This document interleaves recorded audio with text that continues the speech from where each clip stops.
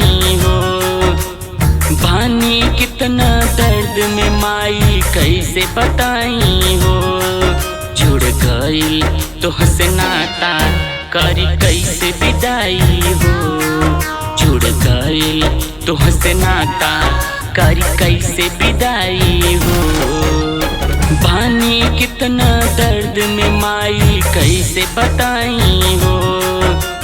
बानी कितना दर्द में माई कैसे बताई हो।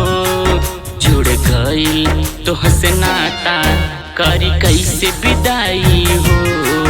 जुड़ गई तोहसे नाता करी कैसे विदाई हो।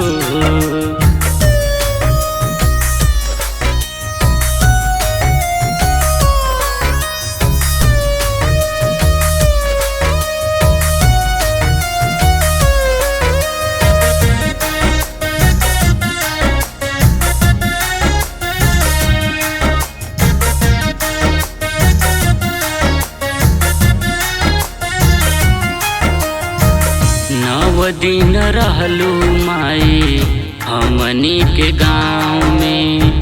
हमनी के रखलू माई अचरा के छाँव में। हमनी के रखलू माई अचरा के छाँव में। 9 दिन रहलू माई हमनी के गाँव में।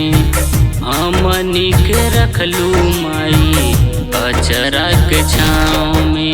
तोहरा साथे हर पल के हम कैसे भुलाइबो।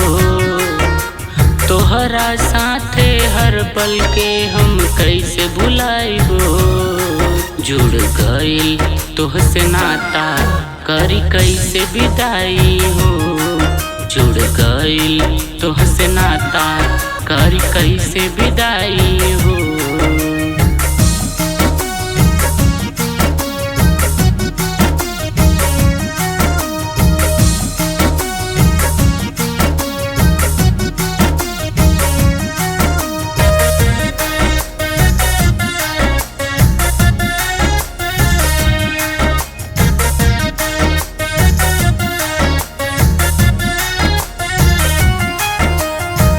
सुना होई जाई माई गौवा नगरिया।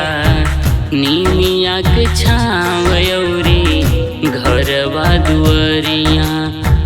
निमिया के छाँव अउरी घरवा दुअरिया। सुना होई जाई माई गौवा नगरिया। निमिया के छाँव अउरी घरवा दुआरिया। गणेश बेदर्दी के साथ न छोड़ा हमार माई हो। गणेश बेदर्दी के साथ न छोड़ा हमार माई हो। जुड़ गई तोहसे नाता करी कैसे विदाई हो।